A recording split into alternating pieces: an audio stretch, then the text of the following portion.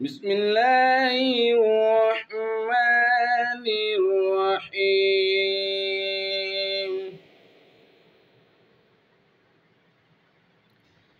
سبح لله ما في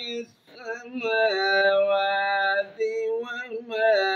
في الأرض وهو العزيز الحكيم هو الذي أخرج الذين كفروا من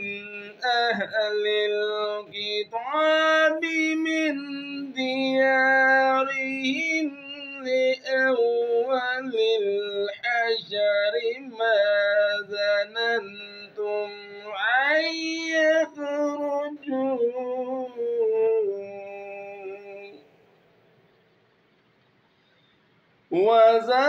وظنوا أنهم